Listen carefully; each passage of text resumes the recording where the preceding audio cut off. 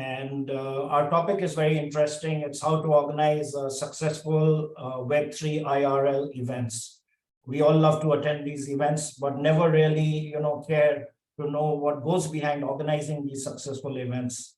And we have an amazing panel today, as usual, should I say.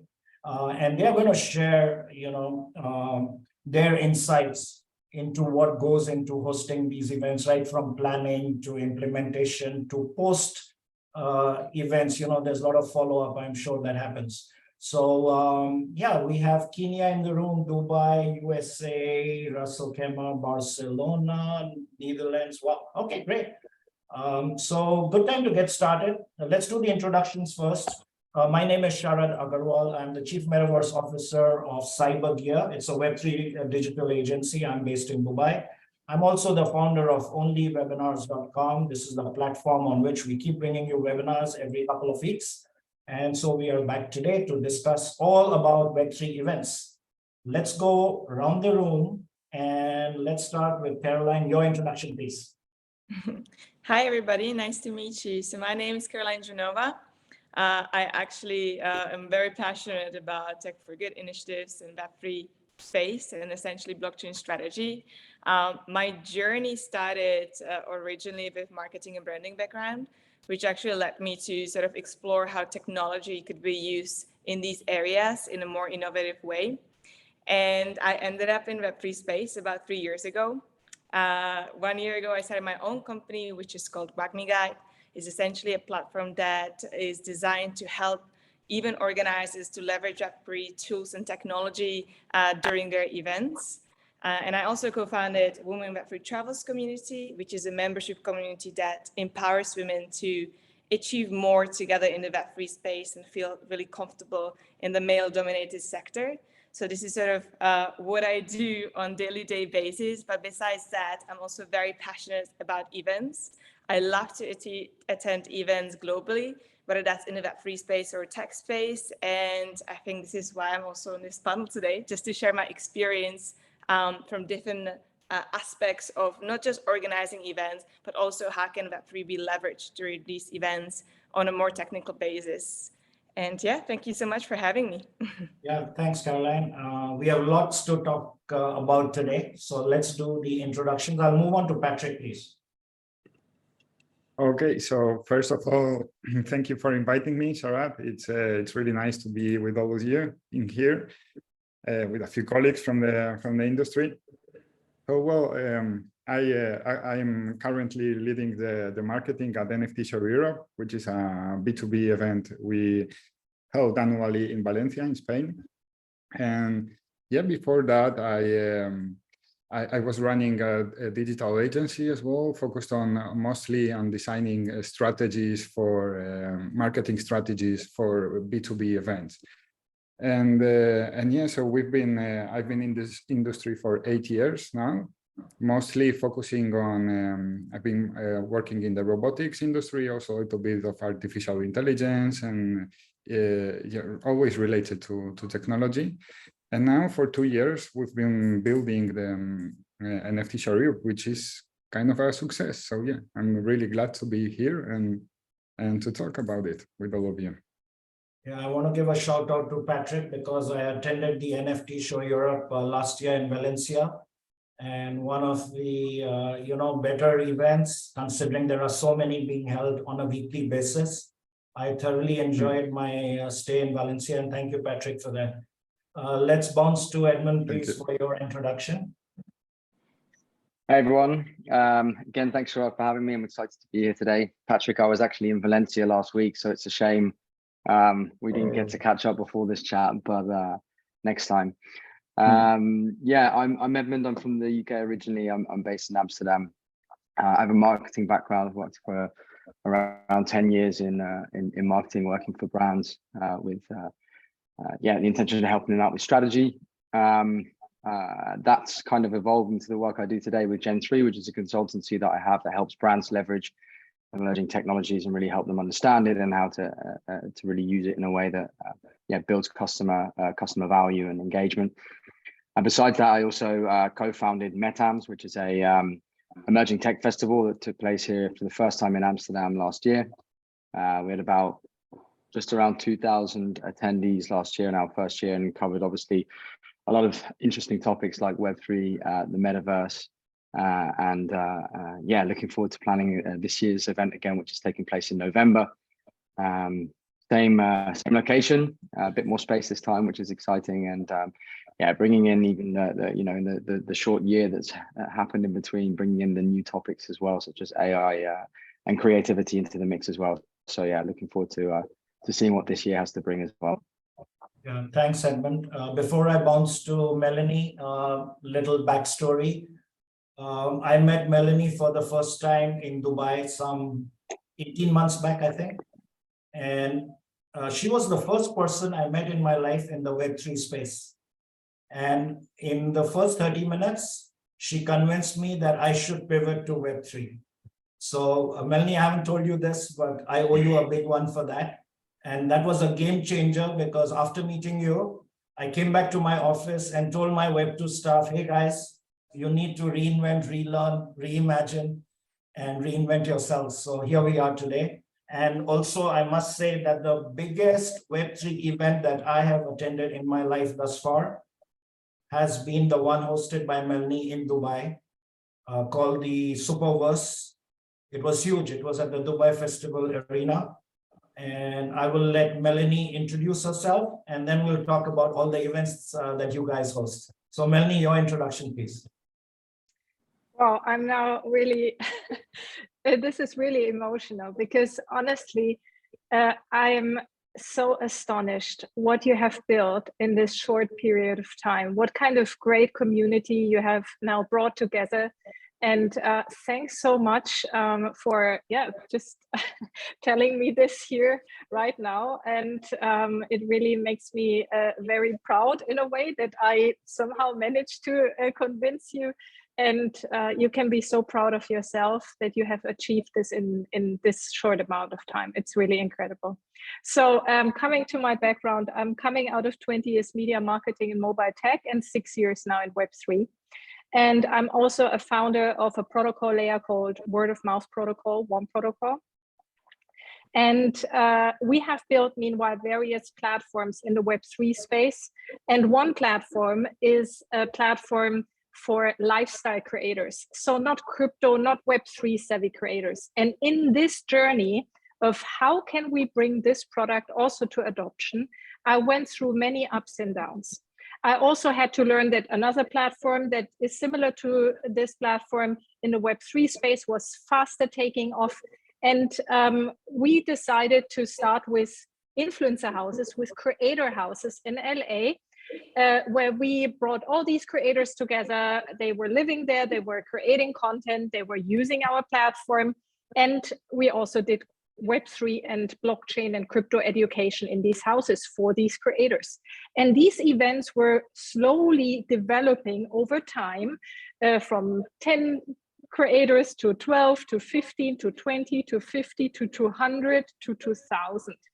And so that was without me having this idea of also creating events. I was kind of then slowly leveling up and getting into this space.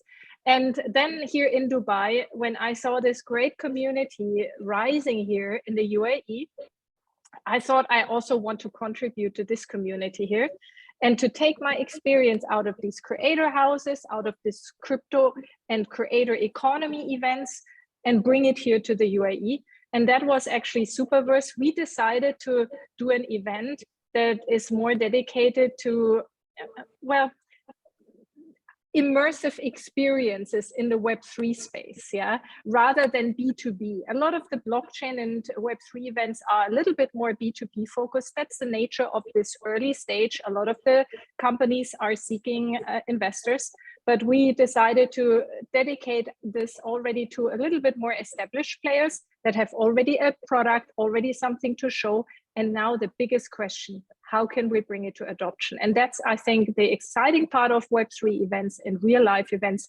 This is the way we can go. At least we can play a part in it to bring our and this space and the products to adoption. Yeah, thanks, Melanie, for those insights. Let me just give a very quick shout out to familiar names in the audience. We have a lot of meta shapers, supporters. There is Annalisa, Maria, Stephanie, and so many more. I'm not going to name all. And also to the community from Global Village. I really appreciate you guys for supporting us in our journey. And to all the others who've come in, without the audience, there is no fun. So thank you for being here. Okay, let's start with Patrick. Patrick, just give our audience a sense of, the timeline. So let's say, when is your next event, by the way, Patrick? 14th and 15th of July. 14th and 15th of July. Yeah, so here we go. So tell us, when do you start your planning activities for this event? Is it 3 months, 6 months, 9 months, 1 year? What is the team size that works on this? What are the various things you have to look at in terms of sponsorships, ticketing, ROI, etc.? Just walk us through with whatever you can share in the public domain. Patrick. All right. Okay, so well, we actually work on several events during the whole year. So we're planning every single event for since like we can say for 12 months, because we're doing quite a few of them at the same time. But so the first usually the first steps we decide if this is a first edition, this is a totally different thing. I mean, the Web3 it happens a lot. We have a lot of new events, so that is way different to work on new events than on past editions. So that would be the first thing. So let's say we have a new event coming up, a new idea, we're coming up with it, and we have to set it up. So the first thing is, of course, market analysis and responding to some kind of need, right? We're not making events only because it's nice and it's our business and stuff, but usually we respond to the needs of the market. So in this case, there's a lot of NFT events, but in the case, let's talk about the case of an NFT Show Europe. In this case, we found out that there is a need for a business-focused meeting on this industry. So that was the first thing. So we pick up the phone, we make the calls, we asked our experts what they think, what would they like to talk about on what would be the themes. And once we got a lot of feedback, then we set up the main themes of the event, the audience and stuff like that. So once that is done, once we have the idea, okay, who will come, what we will offer, and how do we imagine this, then we start working, of course, on the design, the strategies, on the pricing, on the venues. So it's that is like the production part of it. And then the fun starts. So we start, we open the call for speakers and call for sponsors, and usually since we've been in this for quite a few years now, then is when the people come to us, actually. So yeah, we start analyzing, choosing the theme, not the themes, but the speakers this time. And of course, as you know, because the other of you are also organizing events, then it happens like everything at the same time. So we are in sponsors campaign, we are choosing the ticketing platform in Web3. There's so many providers as well. Every single week we're receiving like hundreds of propositions on what technology should we use for the ticketing, for the streaming, for the decoration of the event, and yeah, so that's something that isn't well, you can plan from A to Z on how to do it, but there's so many things coming up, and depending on the companies that are participating, there's so many things that come up and happening that I've never seen an event in my 8 years that follows the plan. It's always it's transforming all the time. So that will be about the timeline. In terms of team size, we are like 8 people more or less working every day on our events, but we have a very large network of collaborators. So we couldn't do this with only 8 people. There's like more than 50 people involved in the organization of the event, from the part of the production, the logistics, the venue, even the production guys when you're streaming the conferences. There's really a lot of people involved in it. I would say about 50 in our case. And then you asked about ticketing and ROI. So that I would sum this up in terms of what are the goals of the event. Usually we set up a few goals, like there's one very important question we do to our speakers and our sponsors, like what are your expectations? How will you measure your ROI?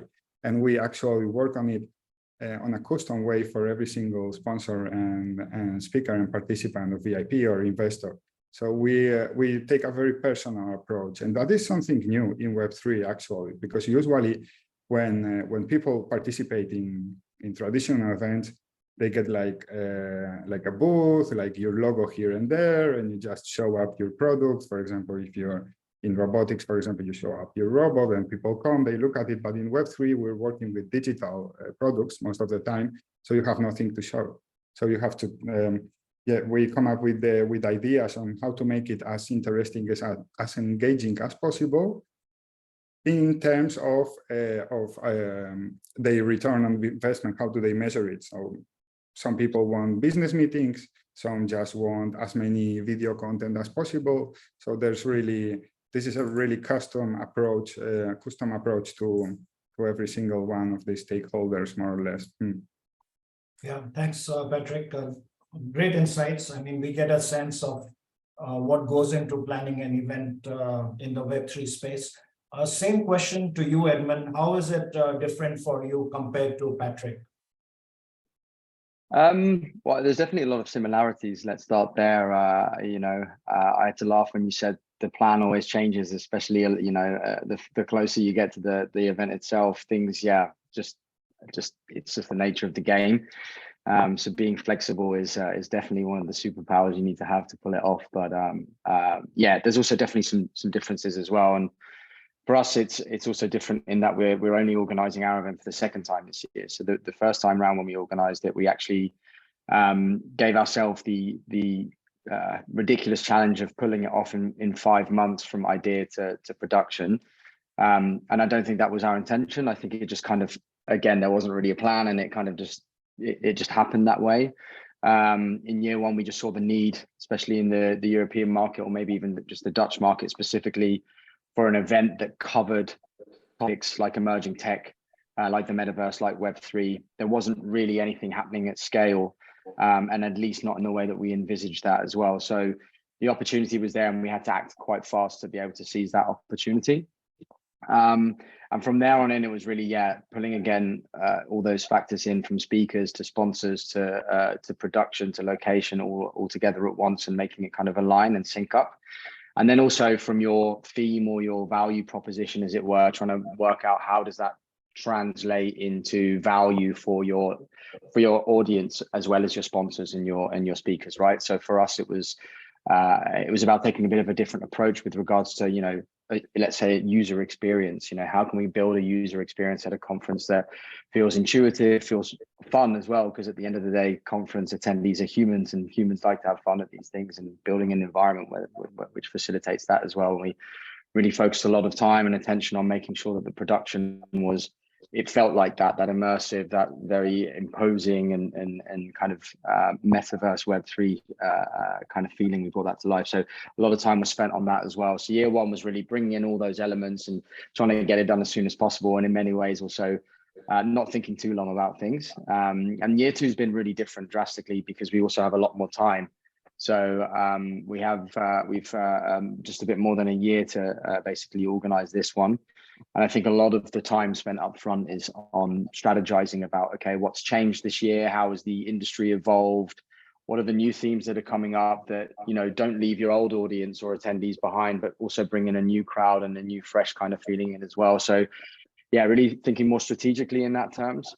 And really the production stuff only really happens in the last few months before the event as well. So really spending a lot of time now on working out who that audience is, working out what the value for them is, and working out really how we can bring that to life now, and that we have a bit more time than we did in year one. So sure. Exciting. And I'm just curious to know, Edmund, in year one, how many speakers did you have? How many were local? How many were international? And what was the audience size?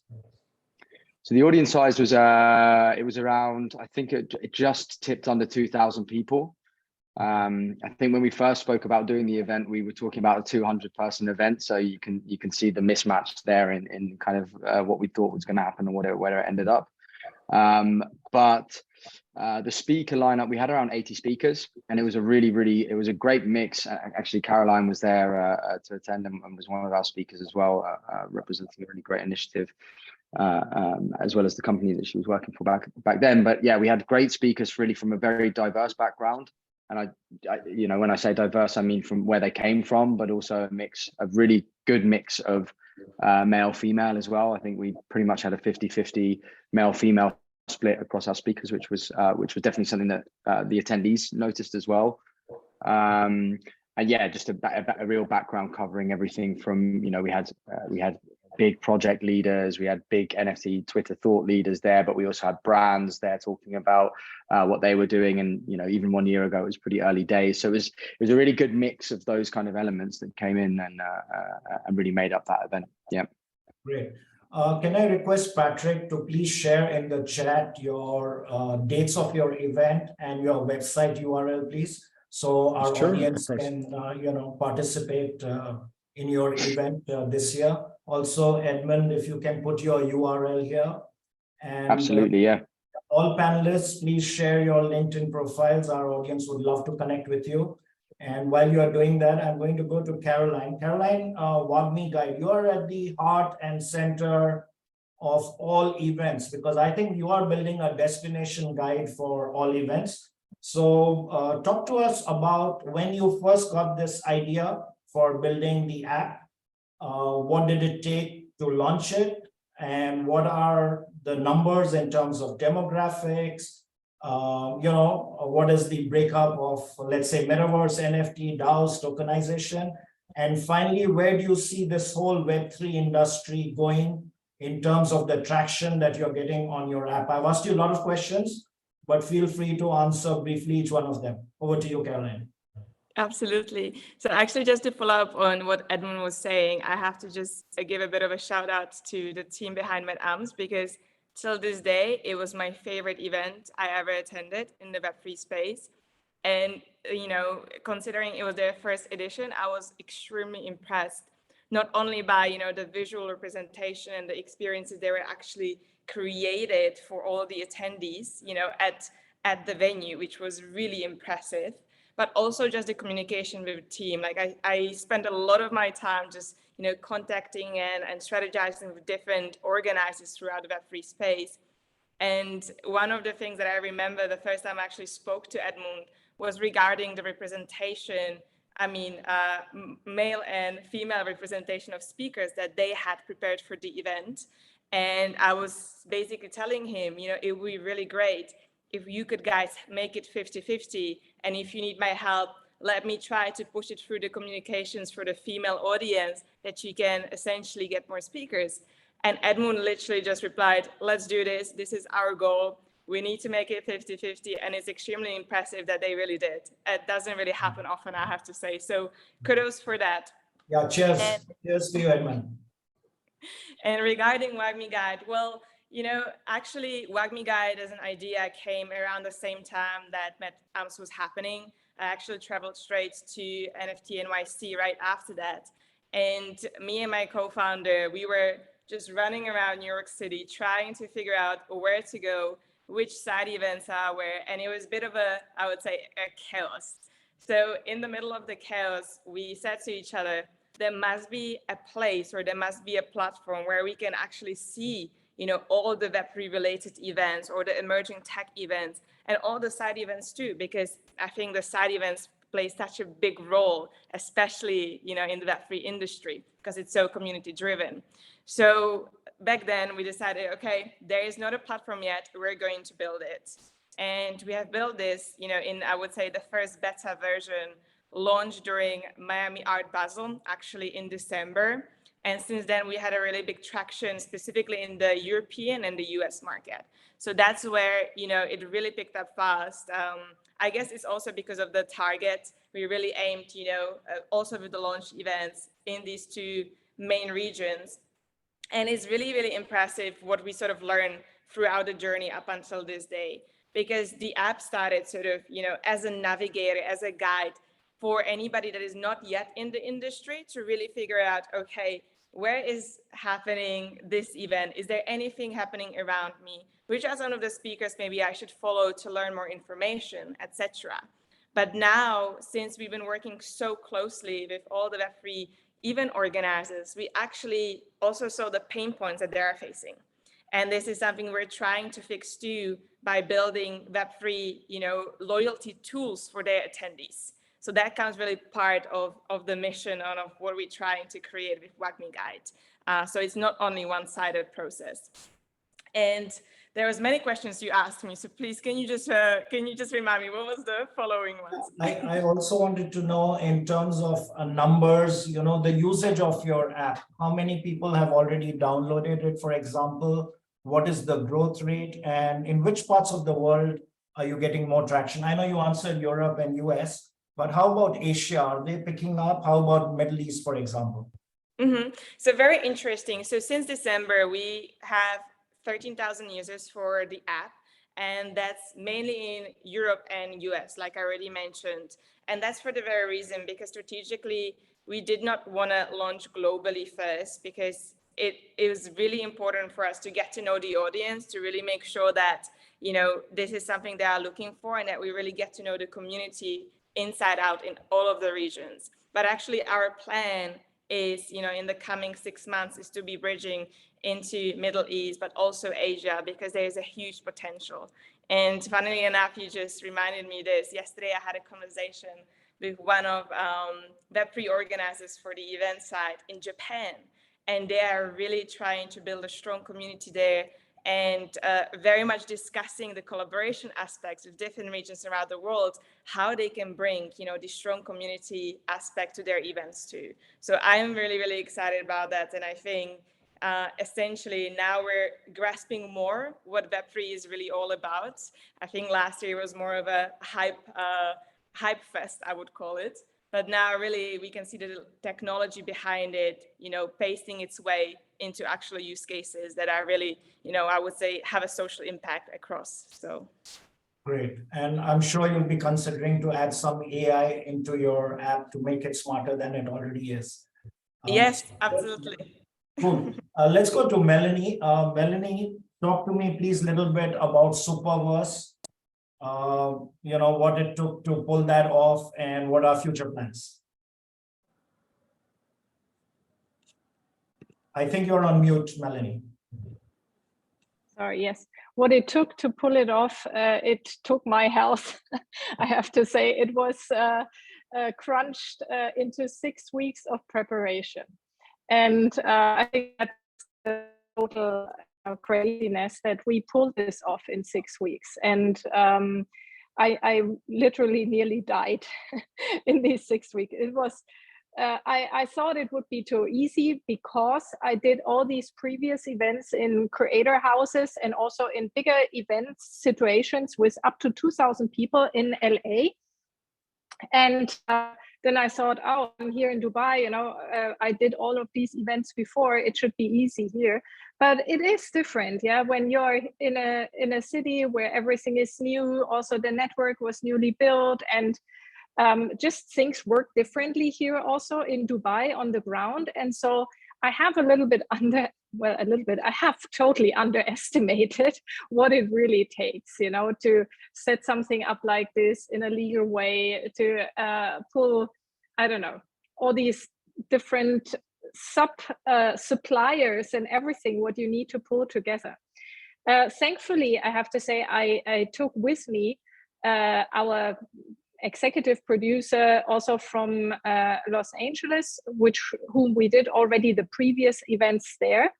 And so he was kind of, a safe bank because he is a veteran in the events business. He has created Coachella events, Billboard Awards, Uber, and Twitter corporate conferences, etc. So, hardcore event builder. And he helped us really with high-end execution. And this was very important for us because we decided to not have any startup or partner booth. Yeah.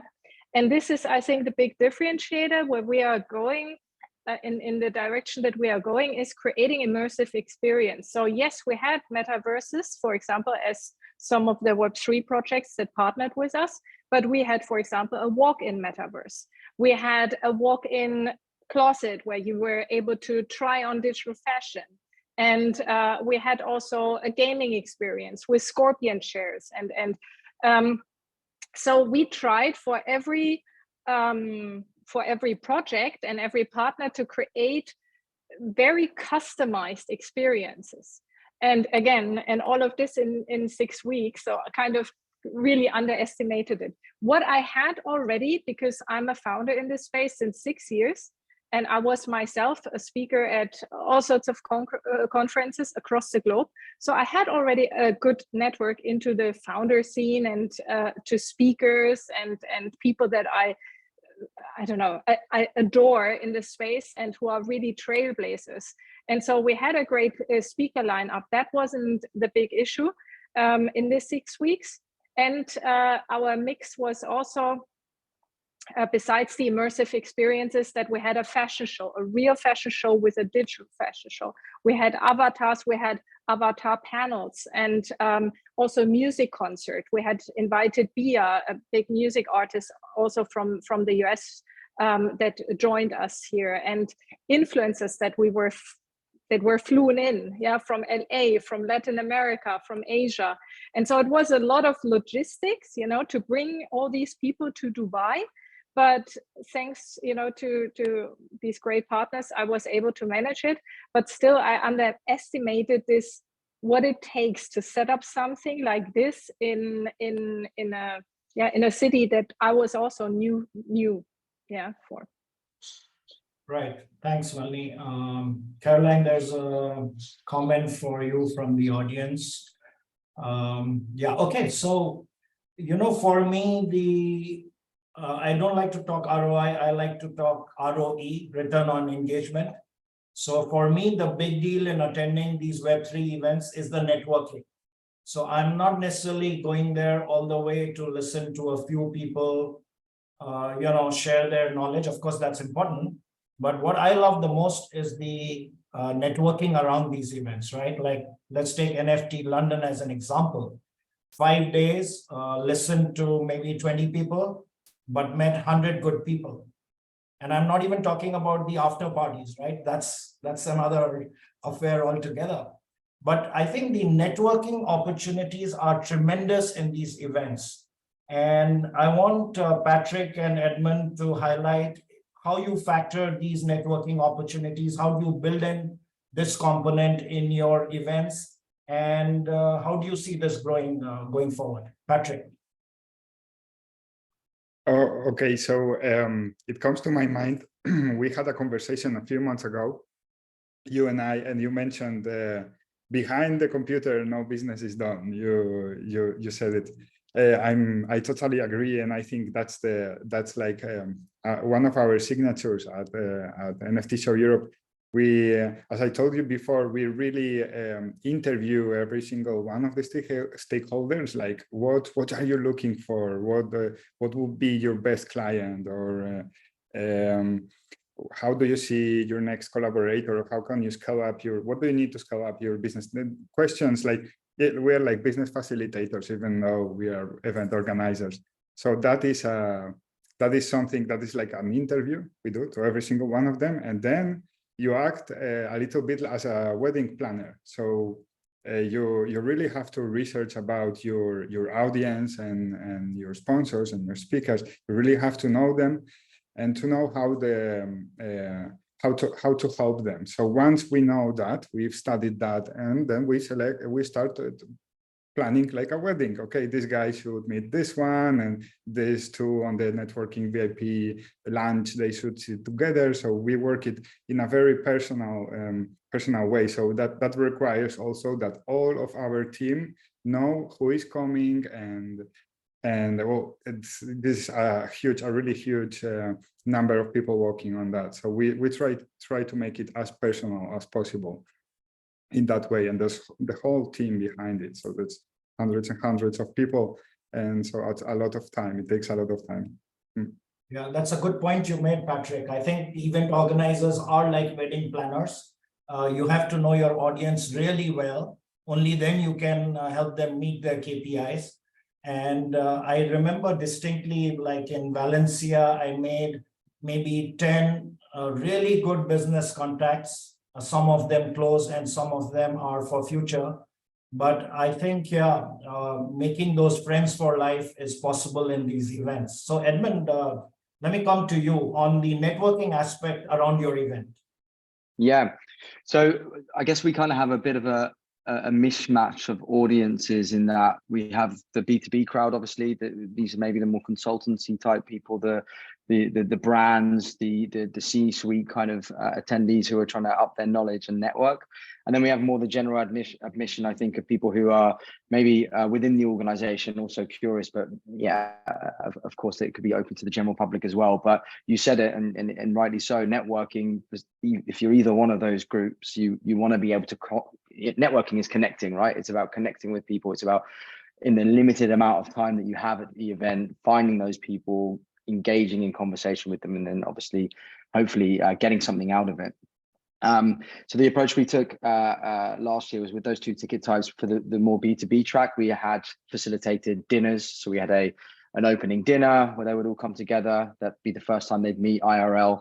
And then on each day, we'd have a separate networking event in a gallery or somewhere else around town to really give them, a little bit of space outside of the event to also, focus really on that networking aspect. So that was one strategy we had. And then the second strategy we had was using an AI networking app, Brella is its name. And we implemented that as a free to use platform for anyone at our event.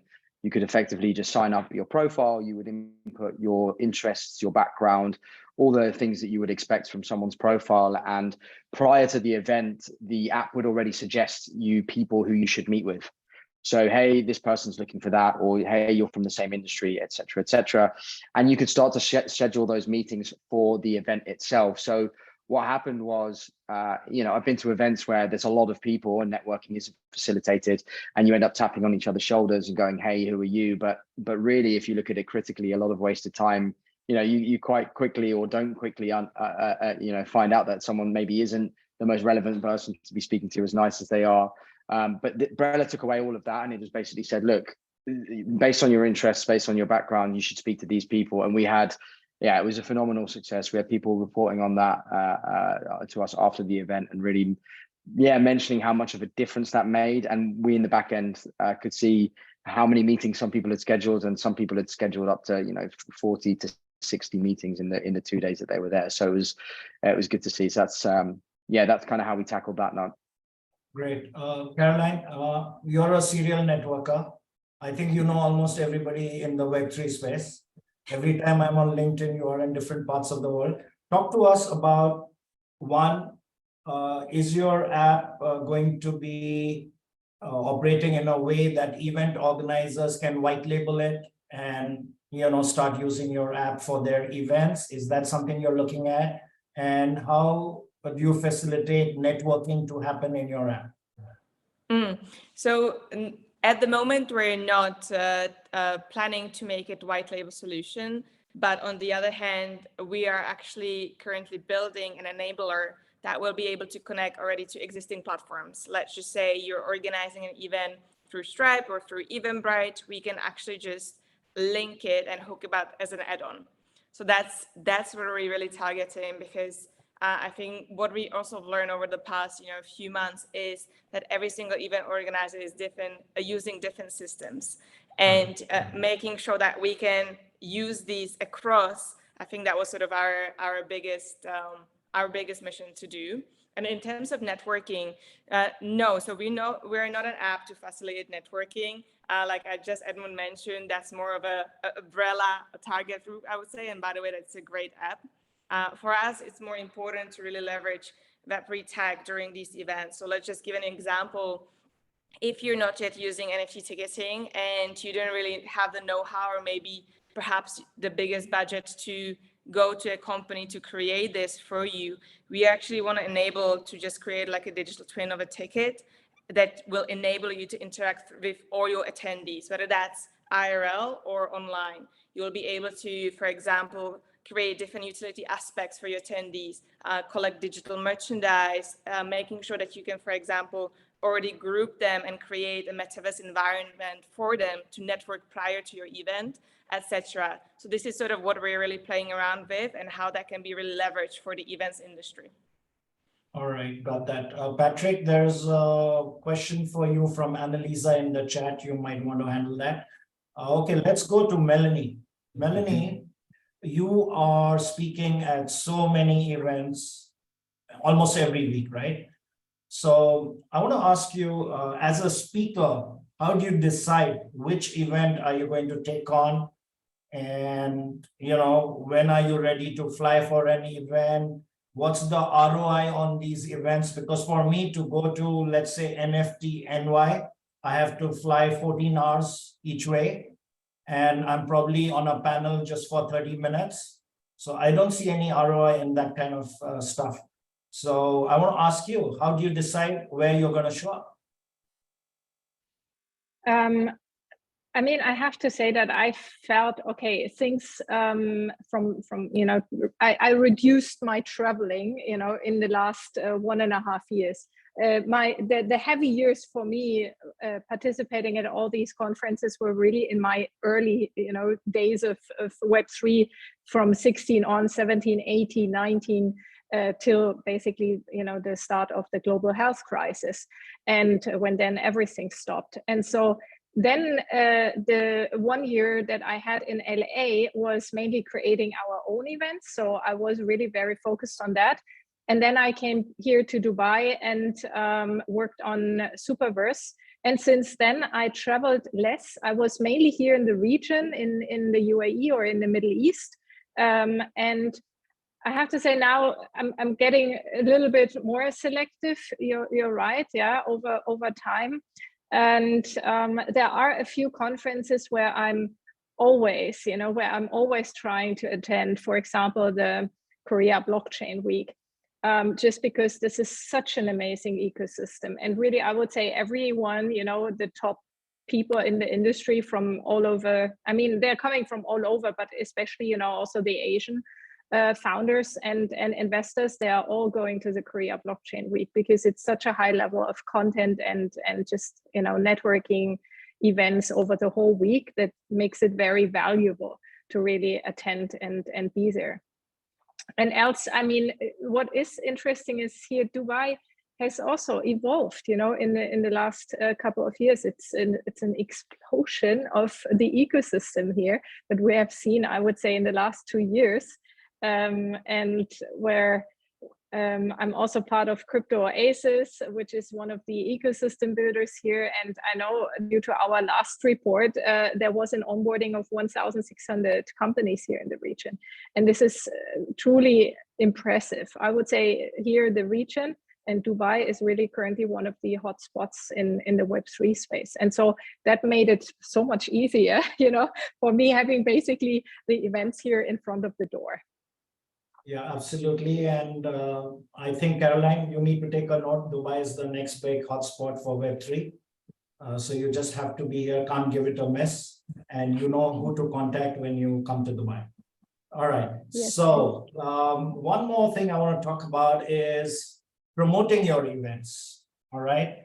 So let's go back to Patrick. Patrick, talk to us about, I know you can't disclose what's your marketing spend, but at least talk to us what channels you use. Is it social media? Is it direct marketing? Is it your website promotion? How do you make sure you get maximum audience in the rooms in real life in your events? Okay, so in our case, at the NFT Show Europe, we have like two different audiences that meet at one point. So one is the B2B part, and the other one is the NFT show. No? Let's say like the art exhibition. So we're bringing like the best artists from the Tezos and Ethereum blockchain mostly. So those are two different audiences. So in our case, LinkedIn is the #1 social media for the business part of the event, and Twitter is the #1 for the artistic part of the event. And it works really like that, like no campaign on, well, the difference in the results on the campaigns on Twitter for business and comparing those two, the numbers like really show how different it is. Like the people we find on Twitter, it's not the same on LinkedIn. So these are the main social media. We do have an Instagram profile, but that's not something we're looking into. This is interesting to mention that actually it's the Spanish community in the Web3 and NFT space are way more active on Instagram than on Twitter, but that only happens in Spain. It doesn't apply to any other part of the world. So mainly the social media is Twitter and LinkedIn. We have the YouTube channel, but the YouTube channel is just like a backup because nowadays you know that it's way better to upload the videos directly on the platform. So it's only like a backup plan. And then we have a really broad network of media partners. So we have a communications agency that is coordinating the national media, like the TVs and the press and stuff like that. So that is one part that is like the traditional media. But then on the other part, the online media partners, we have like there's more than 150 of them that we're in touch every single week, sharing content. We receive content from them, they receive content from us. So it's a win-win situation most of the times. And yeah, and that's it. And then also, of course, a very successful marketing tool is the mailing, the most common newsletter. That always works. That is something that people still like to read, to see, and actually, the beneficiary of the opening rates we're having, that is working really well. So I would recommend you totally using that if you're organizing an event as well. So I would say LinkedIn for the business, Twitter for the masses, and then one of the most successful tools is the emailing and the videos. The videos are also a very nice way of saying a lot of things in a very short amount of time. Thanks, Patrick. Caroline, there's a question from Warren Parker about POAPs. Can you please handle that one? And Edmund, is there a role for influencers or brand ambassadors in promoting your events? I think so. I think it's about just getting the right ones involved and at the right point in time. I think, Patrick was already talking about the different media channels, and you can definitely extend that to influencers as well if you want. And I think for us, a lot of the people we were trying to reach were from the creative scene, from the creative communities, and there's obviously a huge role for influencers and artists and designers and even musicians, etc. within that space. I guess then it's about working out how you collaborate with influencers. What is the tonality? What are they conveying? How are they speaking to their audiences and conveying your message and your kind of ethos as a brand? We don't do that in the sense that we don't do paid influencer marketing. What we do is we treat our speakers as well as influencers as well, right? So a lot of the people who are speaking in our events, they're prominent names, prominent figures, and we try and give them as much resources as they can to provide their audiences as well with new information, new discounts for tickets, etc. So really trying to pass that value on to their audiences as well, and rather do it that way as opposed to really the kind of pay for play.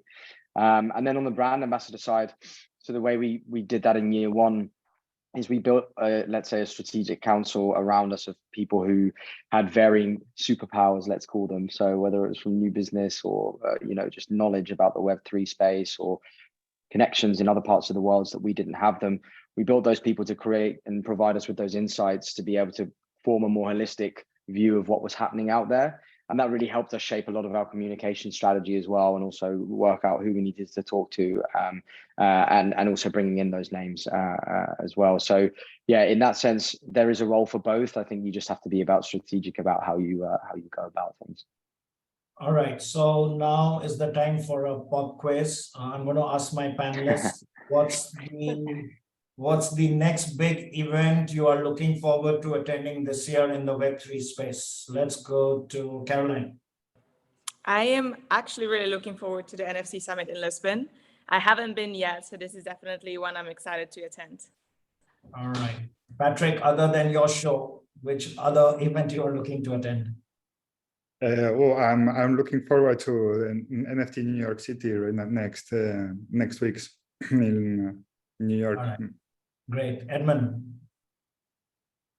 It's a long way away. In fact, I think it's even after our event, but Art Basel this year, it's one that I've been meaning to go to for a long time, and for some reason it never happened. So it's at the top of my list this year. So yeah. Okay, cool. Melanie.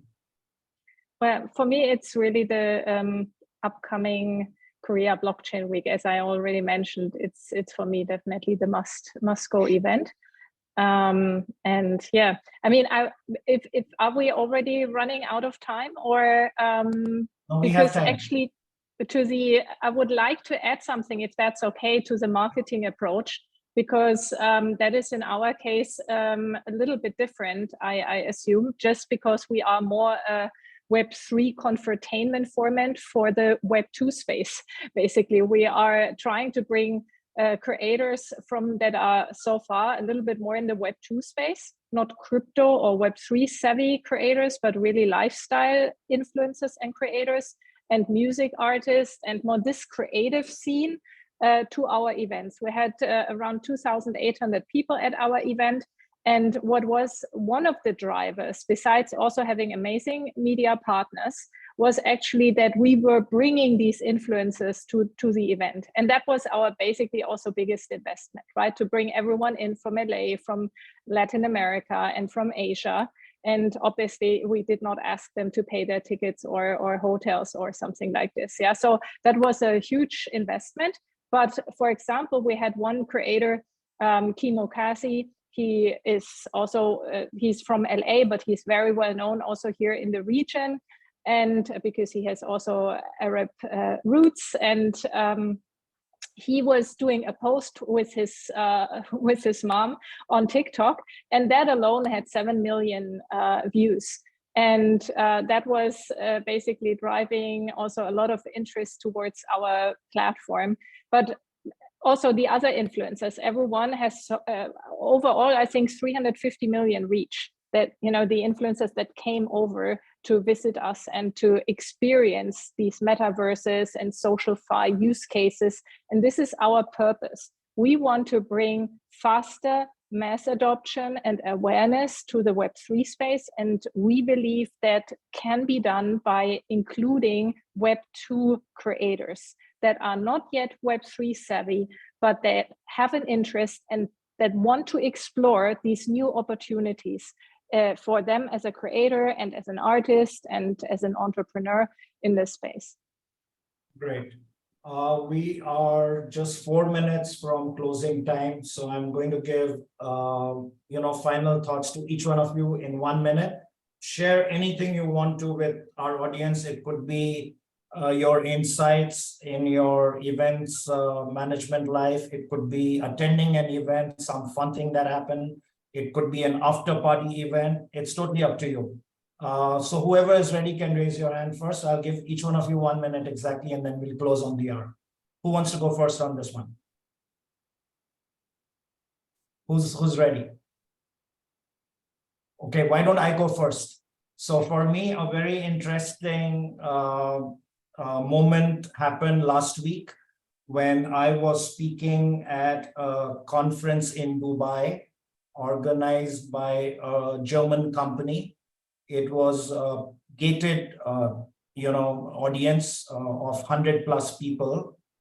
And when you walk up to the stage, everybody in the audience stands and gives you an applause.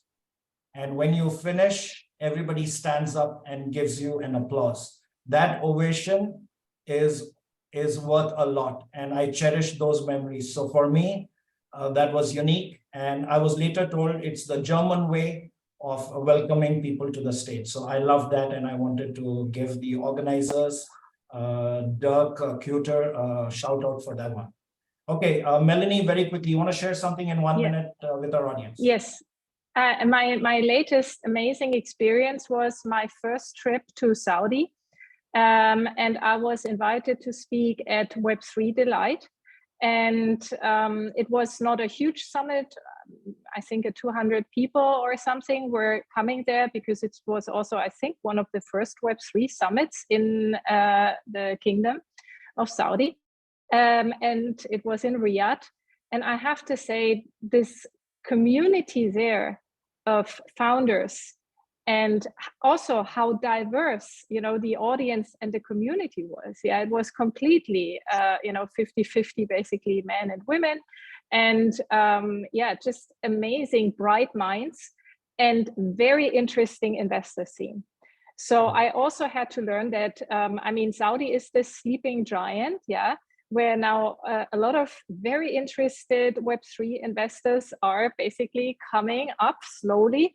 And I heard from a bunch of founders from the Web3 space, Saudi founders, but also founders here out of the region, that the Saudi investors are real venture investors. They are going in with risk. And what is also interesting, they are going in groups and together, and they are sharing deals together. And so that's a very interesting scene. I can just deeply recommend for every founder to look into this and to go to Saudi and experience also amazing hospitality. All the people are incredibly nice and welcoming and happy, for every visitor that is coming. So it's really worth going. Yeah, thanks for that shout out. And Melanie, let's go to Riyadh together. I'm in. Yes. Yes. Okay, do any of the other panelists need a minute, because we are almost time now? Raise your hand if you want to come in. Caroline, anything you want to share? Last 30 seconds. Absolutely. So I think maybe just for the last take, what I usually enjoy the most around events is almost like the smaller intimate dinners that are also happening in the after hours. And that's just for the reason because I love to meet people really one-on-one and have like in-depth conversations. More of a fan of actually getting to know the person than just doing sort of like a pitching contest. So I really enjoy these moments, and I always appreciate if the organizers are paying attention to that as well. And it makes just such a big difference for me as an attendee. So I would definitely recommend, if you're planning to, host a big event in Web3 space, definitely pay attention to that detail because it makes so much difference. Yeah, and Caroline, the event you hosted in Hakkasan during NFT London was one of the best. So well Thank done. you. Edmund, Patrick, 30 seconds each, please. Well, Okay. I can see the Near's in the chat. Sorry, Patrick, go ahead if you want. It's okay. I just wanted to say that we always repeating the word community here and there, we're hearing it so much. Like it's every single day I hear it like 200 times, but it's actually the truth. Like the people are working in this space. The people usually they are like super hype about their project, and even though they are super experienced in the industry, they are still hyped as if we were a child. So that is really nice. Like the positive vibes we get in this industry, that is good. It's fun to work in this space. Absolutely, I second that. The best thing about Web3 are the people. Edmund, your 30 seconds. I was going to say, a shout out to Near, who's actually in the chat. I saw him there. He organizes Creator Nations. They happen often parallel to the bigger conferences, and I think there we go. He's coming to MetaAms. That's great. But it's a great moment for people to, outside of the conference itself, to really connect on a more deeper level. It's a little less intense. It's smaller groups, and Near's done a really great job of building that out. And hats off to you and anyone who has the pleasure of attending a Creator Nations. And definitely check them out. Great. I definitely stand behind that as well. There you go. Near is a good friend to all of us. All right, so there we have it. 60 minutes, amazing conversations. Thank you, panelists, for your insights. And just for our audience, on a housekeeping note, there will be a recording and a podcast of this show available tomorrow on our website, onlywebinars.com. Also, do register for our next webinar, which is Artificial Intelligence and Web3. Is that a perfect match? We'll be discussing with 5 global panelists from 5 continents on 25th April at 5 p.m. So register now at onlywebinars.com. So thank you, audience, for your 60 minutes. We will remember those. And my panelists, my lovely panelists, love you all. Thank you for being here. See you on the Thanks other for having side. us. Thank you so Cheers, everyone. much. It was a great you. panel. Thank you. Bye. Thank you.